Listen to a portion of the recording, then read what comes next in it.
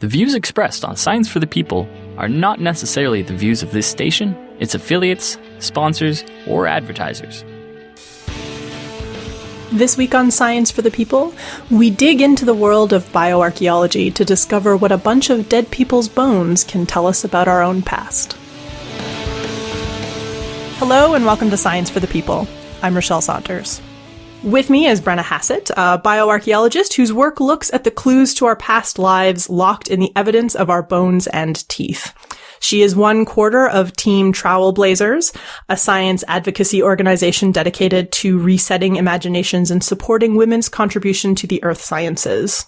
Her new book, Built on Bones, 15,000 Years of Urban Life and Death, uses the scientific techniques of archaeology and her research expertise from sites around the globe to examine the effects of our recent urban evolution written in our very bones. Brenna, welcome to Science for the People. Hello, thank you so much for having me. Okay, so we should probably start by defining some terms for people who maybe don't know exactly what these terms mean. So let's start with what is archaeology and what is bioarchaeology? How are they the same? How are they different? Can you set us up with what these fields are? Sure. I think, a lot of people, particularly depending on their age, will have a particular view of archaeology, which is Harrison Ford in a slightly beat-up hat. Sort of running through the jungle, stealing antiquities.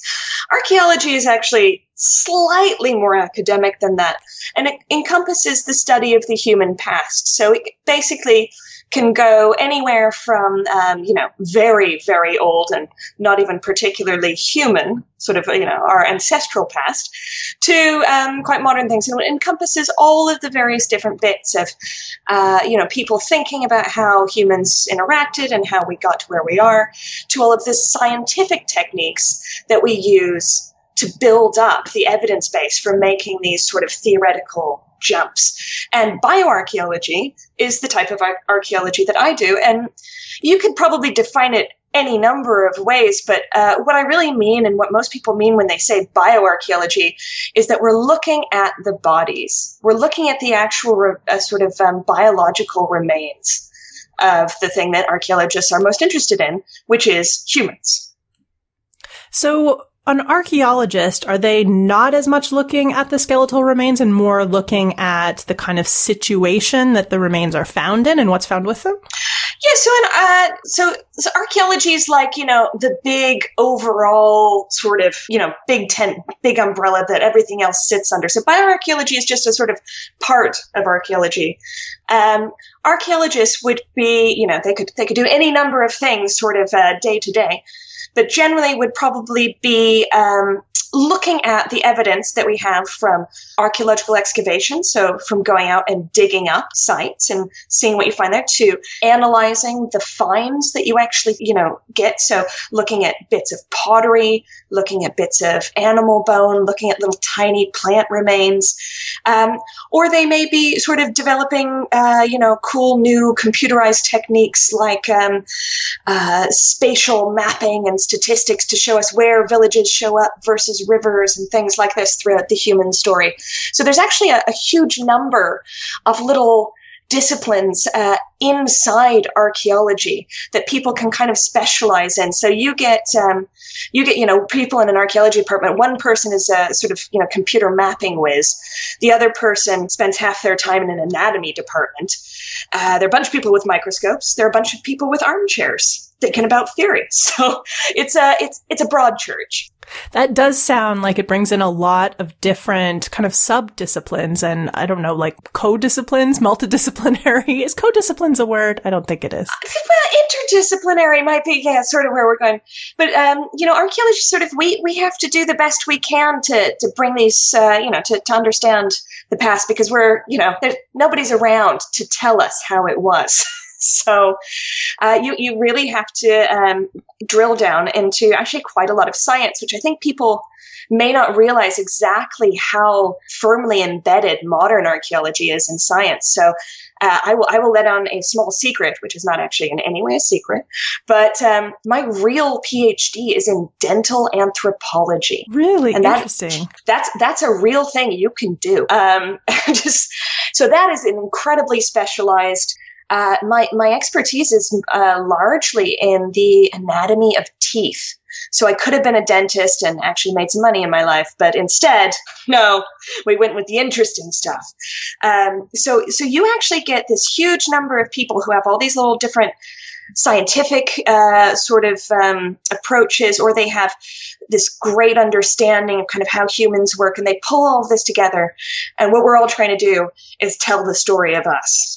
So one of the things I really enjoyed about your book is how upfront you are throughout about the challenges and the limitations of bioarchaeology, including in some cases how debatable some of the findings and conclusions are when there is some, not controversy, but when it is very difficult to tell what the conclusion should be.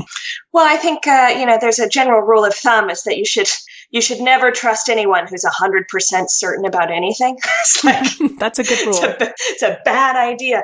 And, with science and even sort of the harder science that archaeologists apply, we develop these theories, but because our evidence base is actually quite difficult to sort of say, we've seen everything, we've found everything, now we're just counting up the numbers. So to give you an example of how, this uncertainty comes up with bioarchaeology, you could think about how we would discover what kind of people, how many people, what ages, what mix of people live in a place in the past at any given time.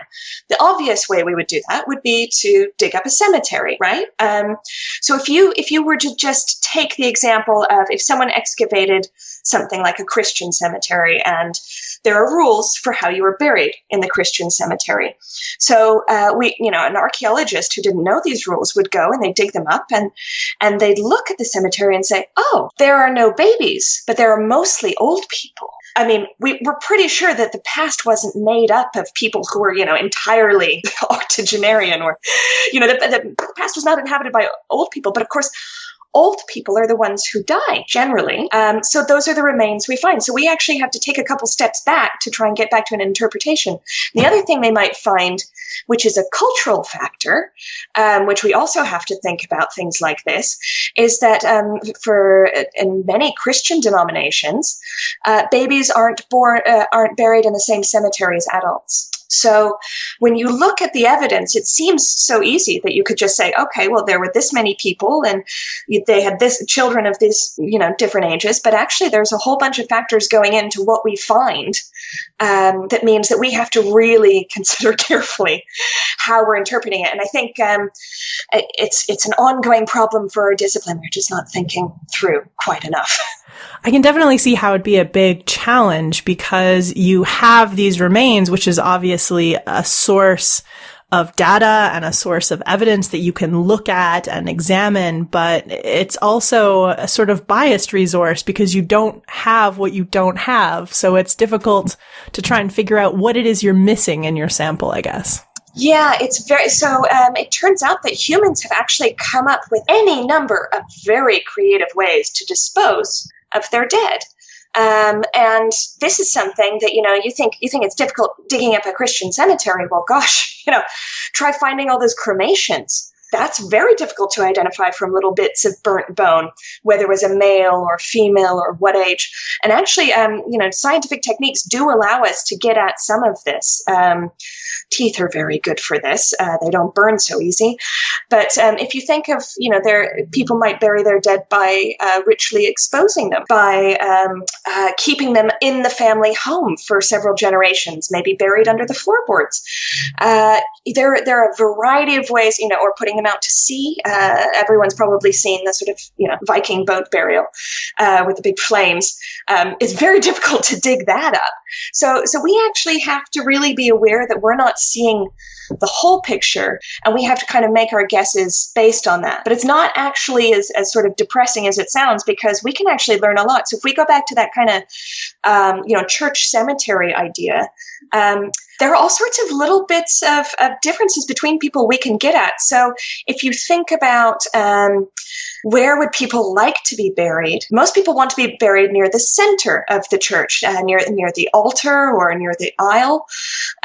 So the earlier burials, or the people who had enough money to pay for the most expensive burials, they might be closer into the sort of center of the church. So when you dig, you might be able to actually start telling little differences between people's social and economic lives in the past. And that's what bioarchaeology actually gets really excited about. That's what we want to know. We want to know about the, sort of how people lived and how it affected, how human society sort of organized itself. So there are some fairly cynical people in the world. I'm sure nobody is surprised to learn. And from conversations with some of these cynical people, I have heard them sort of say that a lot of archaeology is highly speculative and it's not necessarily, quote unquote, worth it to do a lot of the time because some of the conclusions are so highly speculative and there's no way to prove it out either way. So what do you say to someone like that who's a bit kind of snobby about whether or not it's, quote unquote, worth it to do archaeology or bioarchaeology? Well, I'm sure they've never spent an entire semester counting out tiny 2-millimeter fragments of the same 3 types of shell, because that's when you know it's real evidence. Thinking back to some undergrad projects that I was involved in, several pounds of shell we had to identify. I think, people can be cynical about, knowledge and how we know anything, but at some point that becomes a question for the philosophers, and I think they have even worse funding than we do. I think most archaeologists can point to a really solid evidence base for the arguments that they make, for the cases they put forward for how we lived in the past. And I certainly feel that, I have a pretty scientific specialty, so I really am.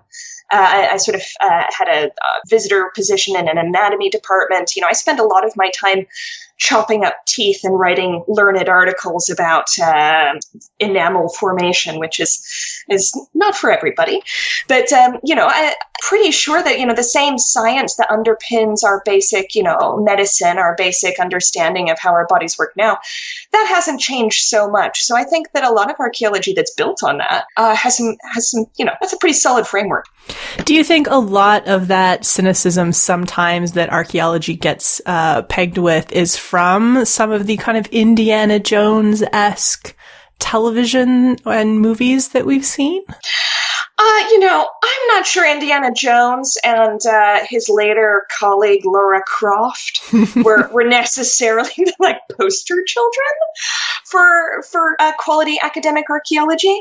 I will certainly admit that life as an archaeologist, there are more goat-based encounters than you would expect in a normal office job. I'm not going to lie. There's just been there are a lot more car accidents, not accidents, just, shall we say, car failures, travel failures, boat failures, all sorts of, transport's usually difficult. But, it's, you can see that this sort of cavalier charging around, finding the shiny thing and angering some sort of ancient god, it's not really very sciencey. And it's not much to do with how sort of modern archaeology is carried out.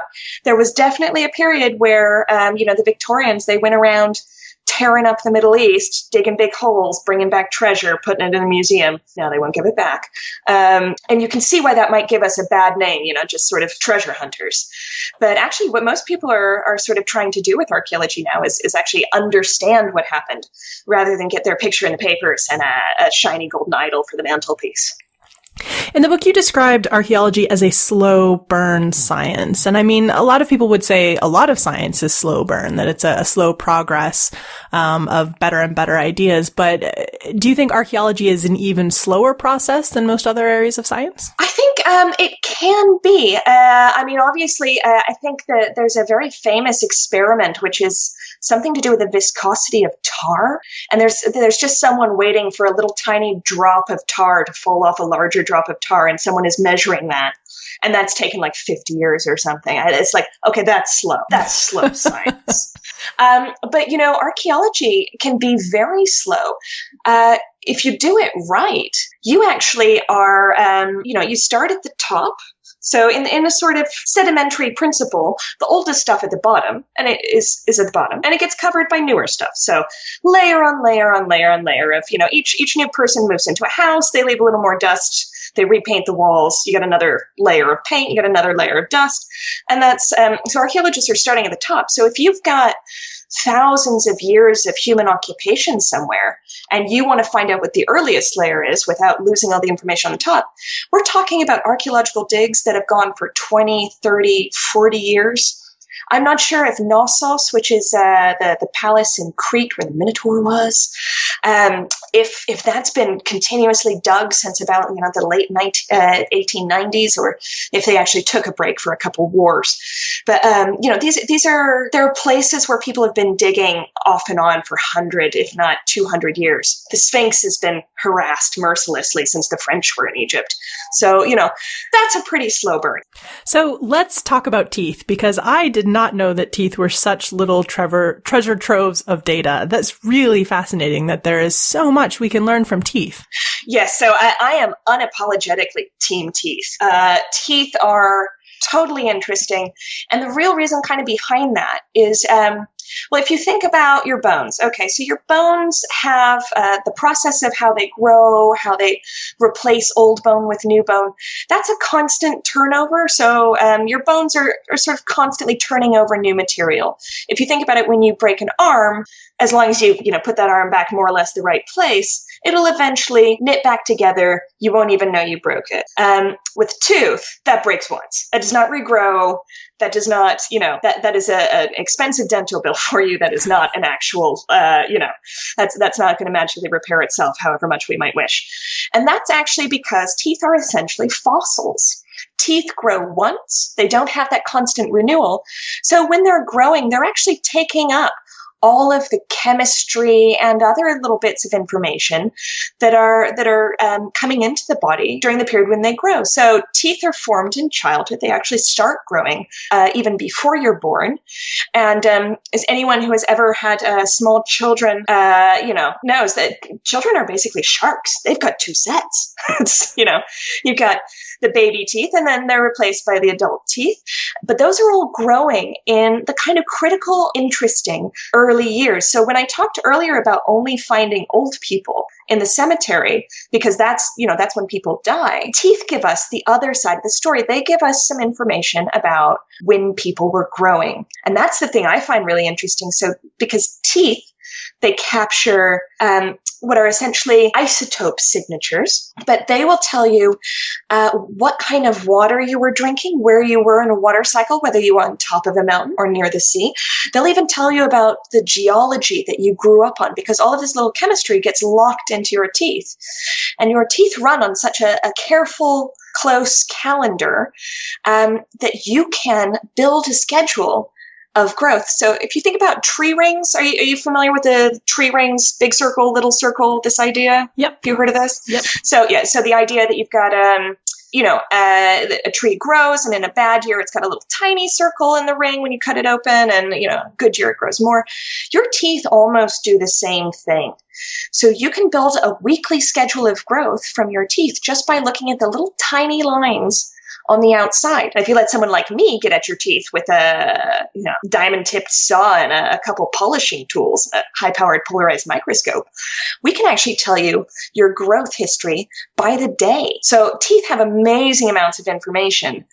You just have to know how to get at them. So that's interesting. So teeth are kind of like little time capsules from a certain period of everybody's life, which is, I presume, when the tooth was actually developing before it pushed out the baby tooth and became your adult teeth.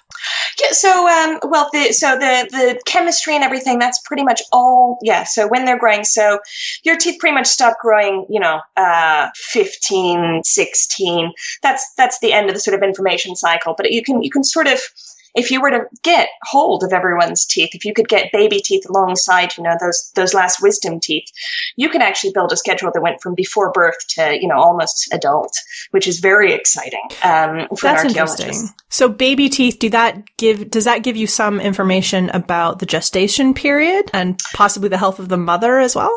Well, that's something actually that is very cutting edge science right now. And actually most of my recent work at the Natural History Museum in London has been on a very similar question. So the shortest answer to that is probably. The longest answer is really long. So We'll leave it at that, maybe. That I will definitely have to talk to you again about that topic. It's very exciting. We had some lasers. It's a great science, and we're hoping to come out with some of those answers pretty soon. So you mentioned that it's possible to tell what type of geography you were in when those teeth were developing. Is this something where we can sort of find a skeleton with teeth in a certain space and have a mismatch between the teeth we see and the surrounding geography and sort of conclude that this person came from maybe much farther away? Yeah, and that's actually, that's one of the major uses of that technique. So there's a particular strontium isotope, which is given off by various types of rocks in various types of ways. Interestingly, I think it's also how they identify fake wine. So somewhere in France, I think they actually have a map of all of this chemical signature because it gets taken up by sort of all living things. And I think that might be how they actually figure out if they're lying to you about whether your wine is a Burgundy or not. I'm not sure on that, but I heard that once and I thought it was great use of science. But the teeth thing is exactly that. So your teeth would reflect your childhood signal. Interestingly, your bones would reflect kind of the last, say, 11-ish, 7-ish years of your life. So you might actually find a person who, their teeth don't match. Okay, so they didn't grow up there. But what if their bones don't match as well? They're very recent. So we can start using, a little bit of sort of common sense to try and ask even more complicated questions with these same techniques. That's interesting. So the teeth are sort of, like we said, like little time capsules from childhood, whereas your bones, because they will reknit, you can only tell stuff from bones, presumably from X amount of time before you died. So is there a middle period there, sort of the 20 to 30 something adulthood, that can be more difficult to figure out? Well, of course, it does, depending on when you die. That's true. I suppose if you die, not always great. I suppose if you die when you're 30, then.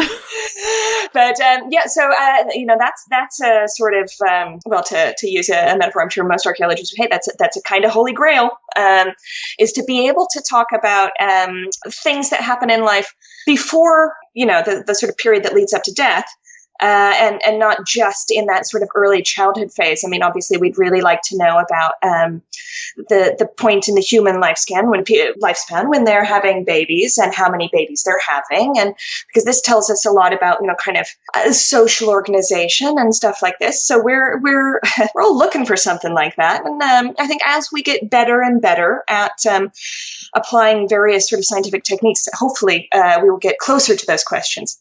Of course, if you do something pretty drastic, in that midlife period, like break an arm and don't set it right, you will actually see the remains of that. If a bone hasn't healed quite properly, there are a lot of signs that we can use to sort of identify that the bone was once broken. So sometimes we do find evidence of ancient clumsiness and other things. So I think most people would assume that when you're looking at a skeleton, that you'll be able to potentially find indicators in the bones of how somebody died, especially if that death happened to be particularly violent or left a major injury on bones, or like you said, if there was a break that didn't heal correctly at some point.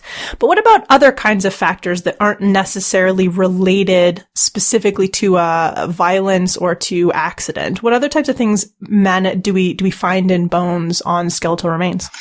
Well, we've got a huge problem in that almost everything that kills you doesn't leave a trace. So we have had to get very, very creative in terms of figuring out, what was affecting people. One major thing that does tend to have an effect is certain types of diseases. So there are lots of different diseases that essentially get into the bones, usually at a later stage. But if you think about it, your bone is a sort of slow moving. Think about how long it takes an arm to heal, if you broke it. If you were to just get a quick infection and die of it, your bone hasn't had a chance to react. We would never see it. Whereas diseases that take a long time to kill you, you do see some evidence. And this is why, in our particular ghoulish fashion, bioarchaeologists are big fans of things like leprosy and syphilis. I guess because we're both fun at parties. Yeah, and we're going to talk about it a little bit later, but you're also big fans of plagues. You guys hit all the buttons. So I mean, this is basically where we go back to that kind of the evidence coming from how we get them out of the ground, not necessarily just looking at the bones. So with plagues, most of the early research, the only reason we knew that there were plagues is that we would find mass graves, and there wouldn't be any signs of violence. There wouldn't be any sort of evidence of a massacre or anything like this. So, there'd just be a bunch of people, all different ages, people, not a bunch of sort of people you would expect to be passing away. And you would find these mass graves. Of course, always a question, what a mass grave is caused by.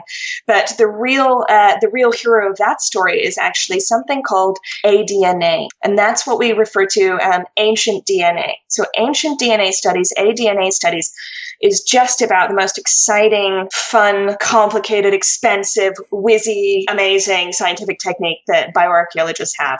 And it's really come into its own with the study of ancient pathogens. So whereas 20, 30 years ago, we were all fighting about whether the Black Death had really been in Europe before, the 1400s, or whether people had really died of it because it doesn't quite fit the profile of the modern disease.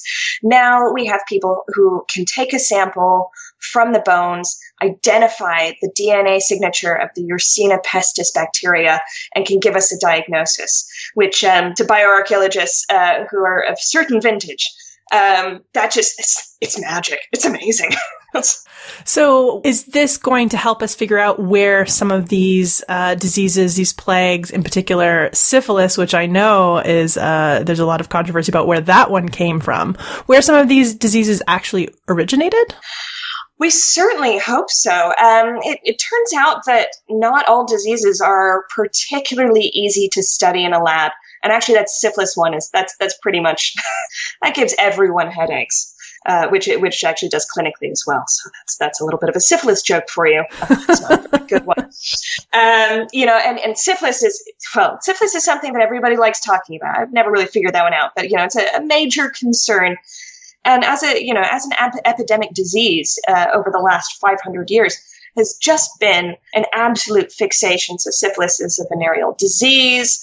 It's sexually transmitted, and it sort of shows up in Europe with just, a bang. It crosses national borders, it goes up and down trade routes, and it is just everywhere. So you get to a point where I think there's some great statistic, the Wellcome Medical Library in London, about 50% of their 18th century collections are actually syphilis treatment posters. It's a big concern. So with syphilis, really the big question is, because it shows up in Europe about 5 years after this relatively well-known traveler called Columbus goes on a little bit of a walkabout and a slightly rapacious tour of the Americas. And so, the long-standing tradition has been to explain that syphilis came into Europe, and in the same way that we devastated the Europe and the Old World sort of devastated the New World epidemiologically by introducing smallpox and diseases that people weren't prepared for, that syphilis came over from the New World to the Old and did exactly the same thing.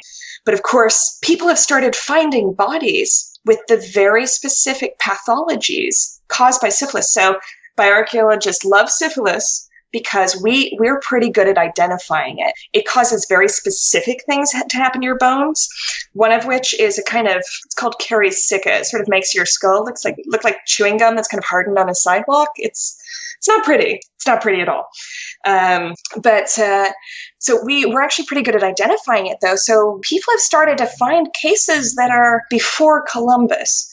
So we are all very interested to see, as our DNA techniques get better and as we get better at sort of keeping these particular pathogens alive long enough to study them, what the real story of syphilis is. So that's still actually a big mystery. Stay tuned for more Science for the People after these messages. Science for the People is a weekly radio show and podcast that explores everyday life from a scientific perspective. We are a member of the Skeptic Network, a collection of blogs, podcasts, and video content focusing on science and critical thinking. To find out where Science for the People airs near you, or to listen to past episodes, check out our website at scienceforthepeople.ca. You'll also find links to support us at Patreon, to connect with us on Facebook and Twitter, and to subscribe to the podcast in iTunes. And now, back to the show. This is Science for the People. I'm Rochelle Saunders. Your book really tries to focus in on some of the questions around the transition from the sort of hunter-gatherer, I guess, Paleolithic lifestyle to the urbanization of people, because broadly now we do tend to mostly live in cities. So what was it about that transition that made you want to write this book? Well, it's kind of actually something that most of my research has been about, and I don't think I really realized. I don't think I realized it at the time.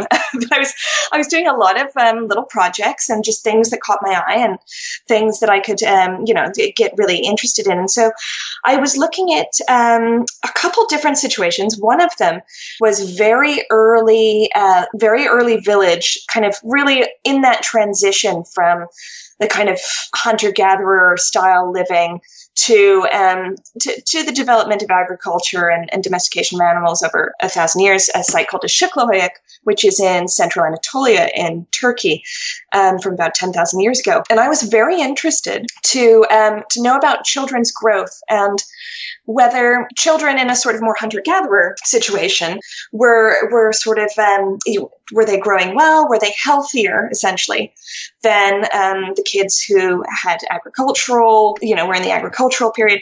So I started off wanting to compare child health just in a couple different situations. So it turns out that it's very interesting looking at the transitions in child health, because that tells you something about not only, sort of just whether life was hard or not, because it turns out life was hard in the past pretty much all the time, but whether each little change we made to the way we organize our lives, to the actual sort of, way we make our living, whether it makes more humans or less, whether it's kind of a net gain or kind of, what it means, because we, like you said, we are pretty much an urban species, so we are 50% urban now. And by 2030, we are expected to be 60% urban on this planet. So we've, over 15,000 years, which is just the blink of an eye, considering that we had hundreds of thousands of years before where we just quite happily roamed around, doing our thing. This is a major, interesting change. So, the book is looking at what are the choices we made? What are the changes we made? So things like developing farming, domesticating animals, just not moving around so much, all the way up to, the big industrial cities.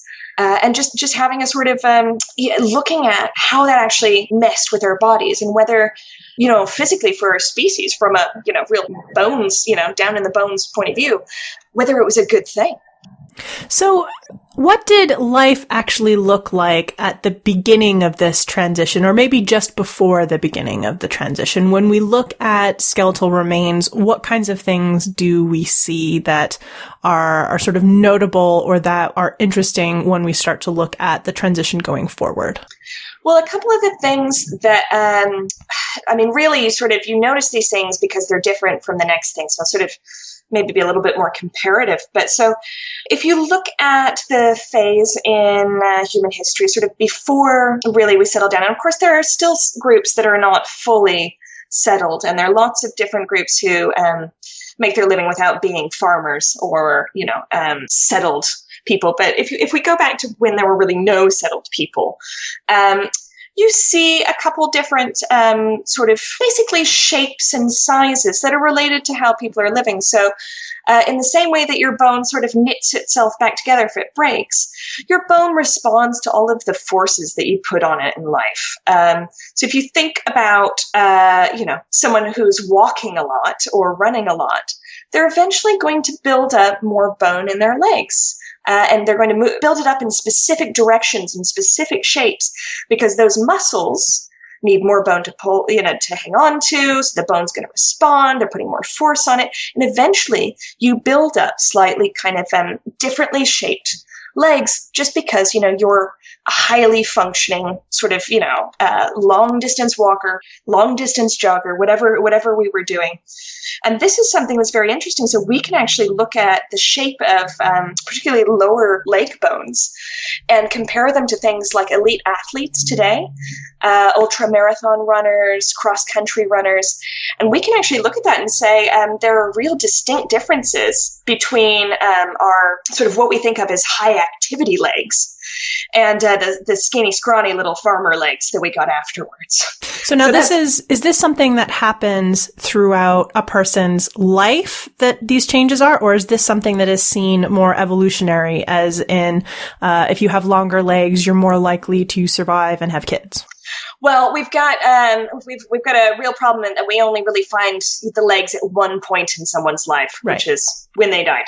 So we can only really look at sort of long-term change, and it's the sort of but we do see statistically, if you add it up and if you look at the complicated sort of shapes and geometry of the limb bones, there's been some great studies that really do seem to suggest when people stopped moving around, our legs just change shape ever so slightly. So they're sort of a little bit weedier. Not necessarily so much shorter, though possibly our hunter-gatherers were, in fact, a little bit taller than the first farmers, which is interesting because we don't really know if that's because they were different populations and just some people were, tall and some people were short and the short people replaced the tall people because the tall people moved out, or if because our first experiments in kind of settling down, really people weren't getting optimum nutrition. People were having lots of growth interruptions, which takes us back to those tree rings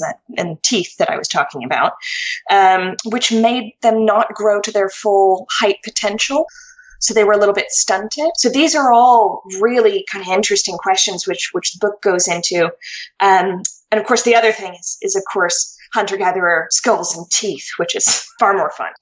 Well, then let's talk about hunter-gatherer teeth. One of the things that I found really interesting is that we are able to start to look at and see what types of food people ate quite a bit farther back than I would have anticipated.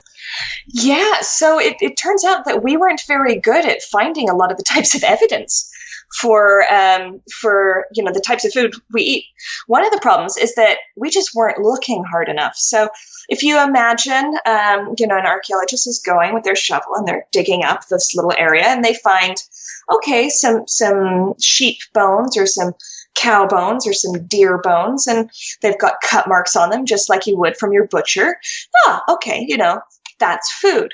But what people weren't looking for are the little tiny residues of seeds, the little crystalline structures from plants that, get burnt and locked into, the tiny crevices of the remains of a fire. All of those little tiny things we can now find with a technique called flotation and other microscopic techniques. But there's an entire realm, archaeobotany, which looks at all the little plant remains and flower remains and organic stuff that actually does survive. So it turns out that there was, if you think of a paleo diet as everyone going out and hunting a mammoth for dinner, that's not terribly accurate. There were a whole lot of plant-eating things happening in the past. And we can actually see that reflected in the teeth, not just in the chemistry, which I think I sort of mentioned before. You can get a little bit of a signal from there, but also from the wear on your teeth. So everyone's teeth now, pretty much, we don't wear our teeth unless you're a grinder. You have a bruxism, which is where you grind your jaw a lot. So most people's teeth, if you were to just feel the little bumps on the back teeth, on your chewing teeth, you still feel some little bumps and things. There's some, topography there. But what we would have done in the past, actually, is ground that slowly down. We would have been eating cereals and other things that require processing. We would have done the processing with tools that leave grit in our food. So that stone ground flour, that actually leaves some stone in there. And that stuff will eventually grind your teeth down. So we have all sorts of little ways to look for the clues. And the other thing that we can look for at the Change for Farming, of course, is everyone's nightmare, which is cavities. So as many people might be aware, the best way to get cavities is pretty much cake, carbs and sugar. Sugar is the worst, but if you mix carbs and sugar, that basically is that's the key to long-lasting bacteria that eat away the enamel of your teeth. So throughout the sort of human story, we actually don't really see people with cavities until very late. That's something that sort of shows up quite late. Because groups are having a more carb-based diet. They're just having, more access to the stuff, which means the bacteria that cause cavities are having a field day. They're doing great. And we start to find skulls where all the teeth have holes in them. Of course, there are some hunter-gatherers, the ones that eat acorns, who also have terrible teeth. But it turns out, it's a similar process. Acorns are not a long-term sustainable dietary option if you're not brushing your teeth fairly frequently, it turns out. Talk a little bit about the indicators of proper nutrition or malnutrition that we can find in the skeletal record and how that maybe looks different or is similar across the transition from a more rural lifestyle or a hunter-gatherer lifestyle into a city lifestyle. Well, one of the things that people talk about is really the beginning of urban life, the beginning of cities, like kind of when we make that transition from like village to a pretty dense society. The thing that seems to change is someone has to be on top. We get hierarchies, we get status, we get inequality.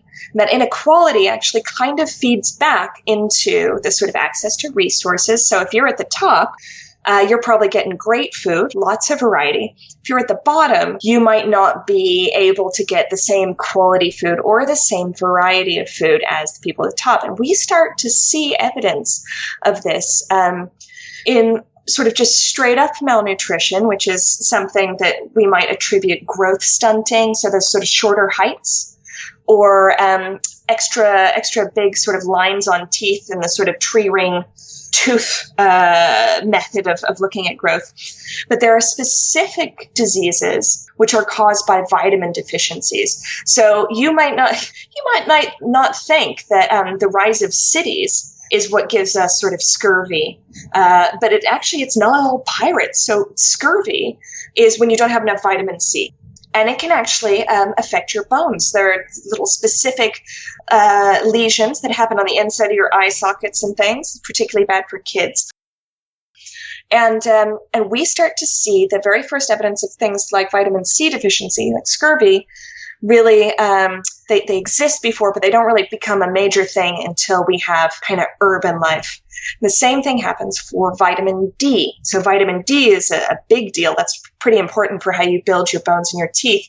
And if you don't have enough vitamin D, which for some reason we are just not very good at making. We have to have vitamin D from food and from sun.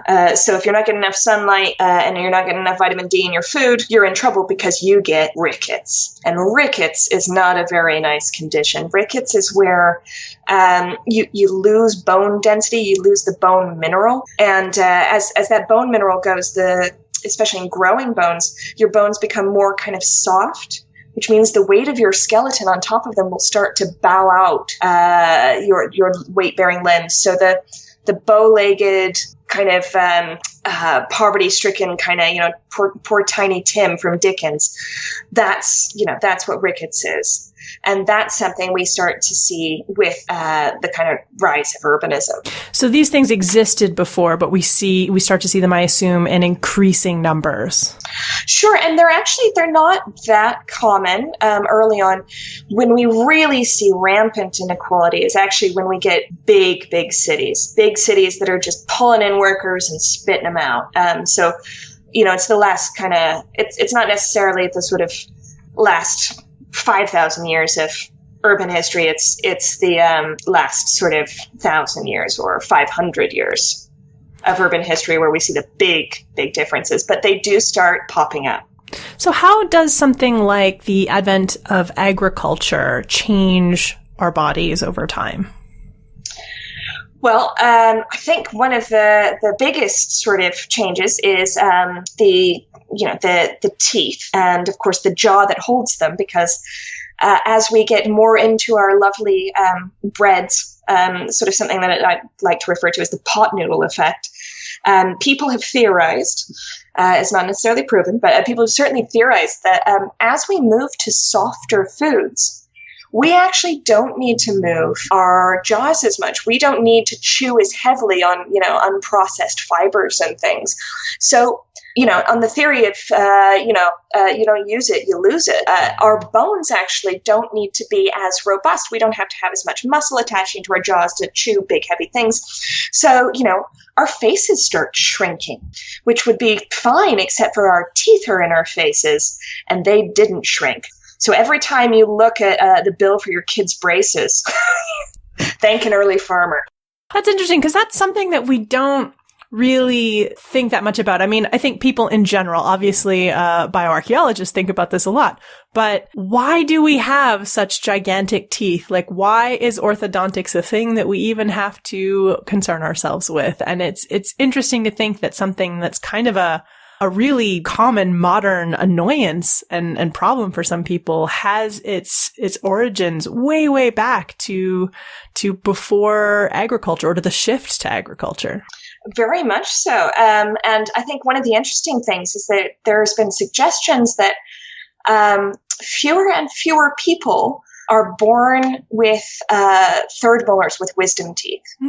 That this is a trait that there's an idea that essentially your wisdom teeth, if you just don't have room for them at all, they might never form. For a lot of us, it just means that they formed, but they didn't come out right. And we had some very expensive, very painful surgeries to get them out, and it was terrible, and it was awful, and it was just awful.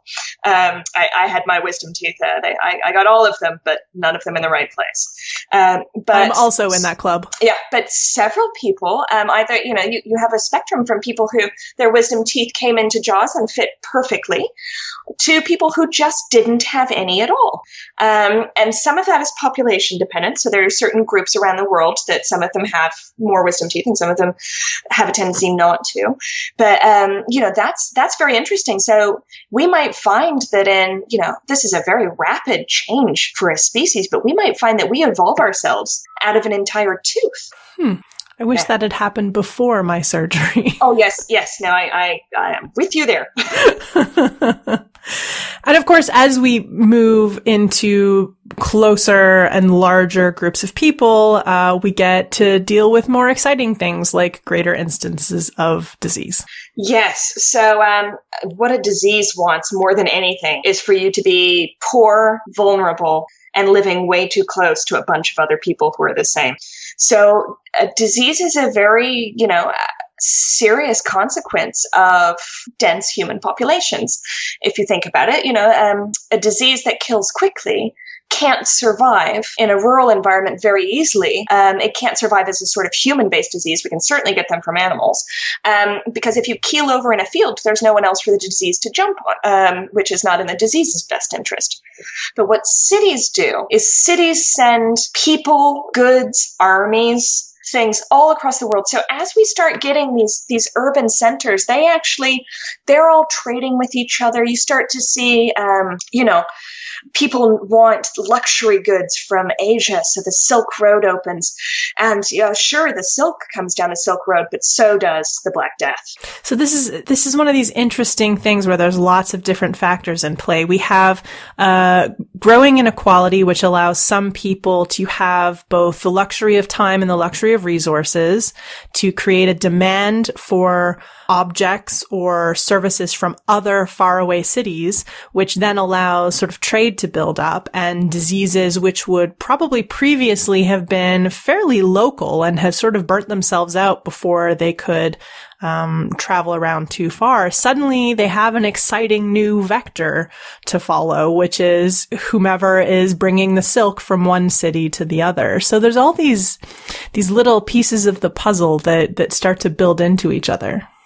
Yeah, and that's exactly it. And then if you add to the fact that those cities where there are people, wealthy enough to go off and demand their Chinese silk, there are people at the bottom level of those cities who they don't have great disease resistance because they have the malnutrition and stuff like that. So they're more vulnerable to disease in the first place. So you get a sort of double whammy whichever way you go. And as cities expand into what basically become global cities, crossing over into North America and things like that, you just get an amazing variety of diseases with brand new playgrounds. So people moving into people sort of trafficking from Asia to Europe, or between Africa and Europe, or all of these different sort of combinations. You have suddenly mixed up your disease profile, and we actually see this pretty clearly in the archaeological records. So we get major plagues in the big kind of global cities of their day. So Athens, Rome, and then, of course, most of medieval Europe, which just gets pretty much knocked out. Now, the plague actually does affect India and China very severely, though India kind of less so in later episodes. But so we don't quite have the same amount of archaeological evidence for that yet. It'll come. So just because I'm curious, we have the idea of the plague, which is usually refers to a specific plague colloquially, and then we have the idea of plagues more broadly. Is there actually like a technical definition for plague? Yeah, so a plague is sort of defined by the thing that caused it. So the Black Death is caused by Yersinia pestis. And it's actually something that now it was argued about. So we actually used to just say plague because we weren't really sure what caused everything. So it really was sort of just a lot of people died at one time. A lot of people died. And of course, the people who were writing about it, Boccaccio in the 14th century, he was not a trained medical professional. He was not giving clinical symptoms that were going to help us diagnose everything. So there was a lot of argument, but as we've gotten better at identifying ancient DNA, we've actually been able to find the DNA of these pathogens, these disease-causing organisms. So we find remnants of Yersinia pestis. And of course, there are other plagues, typhus, cholera. These all cause huge numbers of deaths. In a similar sort of sweeping way, though plague seems to have been something particularly special at a couple periods in history. Though I think what a lot of people don't realize is that plague, the one that killed lots of sort of Europeans, this was not necessarily its first time in Europe, and it didn't really go away. There were plague years in Europe for 400 years afterwards, 300 years afterwards. So what we think of as sort of a big devastating plague, and a lot of people's lives and experiences would have been the sickness that comes around and kills a lot of people, but not all the time. So it's kind of terrifying thought people had plague going around all the time. So when you look at the field of bioarchaeology, both really close to your area and maybe a little bit farther abroad, what are the kind of frontier stuff that gets you excited or that gets you really interested to follow up and learn more about some of the more cutting edge stuff that's going on in the field? Well, I think for me personally, I do not know how we got where we are. Which I'm sure is a shocking admission this far into the interview.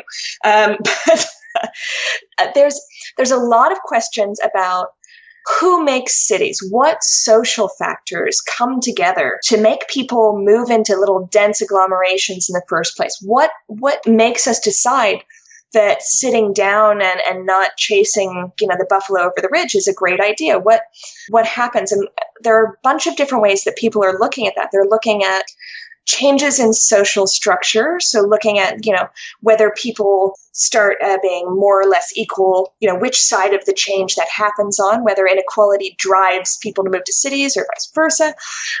Also, whether it's a numbers game, whether we just build up numbers and we have to adapt to the numbers that we've got. So we keep on coming up with new inventions like states and nations, to sort of deal with our population problem. Or, whether it's mixes of different people sort of coming and going through landscapes that we can't see yet, But with the sort of help of aDNA, we might be able to start tracking some of these big changes. So I'm really interested to see how we got to be these urban animals. And I think there's a bunch of work that's very exciting that's going to happen. But we're just not ready to answer that question yet. It is interesting that reading your book, there does seem to be a lot of reasons not to move into a city. And your book outlines a lot of those reasons, from the sort of malnutrition that seemed to rise up, the growing inequality, specialized tasks that maybe weren't very good for us. And it doesn't spend a lot of time talking about what are the potential reasons, what were the benefits? Because there must have been some sort of benefit, because cities are really successful. Cities are very successful. So the basic answer to that, so I sort of said I don't know what I think. I think that's a little bit, well, maybe it's disingenuous, or maybe it's just me being very cautious. But humans, if you were to just accuse us of playing a numbers game, villages and cities are the best thing our species has ever done. That blew the lid wide open. Everything we've done in the last 15,000 years has been breeding more people. And if you look at the actual human numbers, I mean, we were there, a city today holds more people than were alive, way back when. So, if you think about it from a sort of species reproduction, it's obviously been a good thing for us numerically. Whether it's been a great thing for the planet or us as individuals, that's pretty debatable. We can always hope that that's also rapidly improving, or will soon. But the very long-term view from a sort of just a basic biology is cities make people. Cities make more people. And that's, if the goal is to make more humans, then we have definitely done that. Yeah, I guess when we think about growing disease, growing instances of disease, growing numbers of people who are starving or struggling to maintain proper nutrition, we just sort of often assume that translates into a higher percentage of people dying. But as long as we can push out more people, as long as more babies are being born to keep the numbers up, then I guess that growing number of people who aren't doing as well, or people who are dying from disease, still it all kind of works out in our favor, because like you said, where cities generate people. And that's pretty much exactly what we see. A lot of cities, our mortality sinks, which means that more people die than are born. But of course, cities they pick up all the extras from all around, so they're just a magnetic draw. So you have places like London, which after the plague really had a massive drop in population. But, a couple hundred years later was the biggest city in the world. And that was because it was pulling in new people. It was killing a lot of people. It was killing way more people than were actually born in the city. But it was attracting everyone. And that allowed it to really skyrocket. So it was that first little pull of sort of, come here, earn a wage, do your specialized job. And then it became sort of an engine of its own growth. And so, it's hard to know whether that's really the best thing for everyone is that constant growth. But it's certainly what we've managed to do. It does sound a little bit like a black hole. Yeah. And, for those of us who've ever been stuck on a broken train, London Underground, that's exactly what it feels like. I think that's probably fair. And on that note, Brenna, thank you so much for joining us today. Really interesting book and a fascinating topic. And it's definitely an area that I'm going to pay more attention to after reading your book. Oh, fantastic. Well, thanks so much for having me. And if you want to learn more about Brenna Hassett, Team Trailblazers, or her book Built on Bones, 15,000 Years of Urban Life and Death, you can find those links in the show notes for this episode, which, as always, are up on our website, scienceforthepeople.ca. Thanks for listening, and we'll see you next week on Science for the People. Science for the People is produced by Rochelle Saunders and edited by Ryan Bromsgrove. Helen Quivalon is our publishing liaison. We get research help from Josh Witten and consulting support from Desiree Schell. Our frequently seen guest hosts are Marion Kilgour, Anika Hazra, and Jessica Yaros. Our theme song is called Binary Consequence, and it was written and recorded by Fractal Pattern. Science for the People is entirely listener-supported.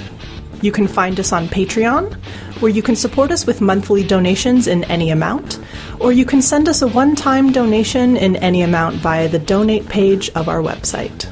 Science for the People is created in partnership with the Skepchick Network, a collection of blogs, podcasts, and video content focusing on the intersection of science, popular culture, politics, and social justice. You can find out more about Skepchick at skepchick.org. The show is hosted by science news writer Bethany Brookshire and me, Rochelle Saunders.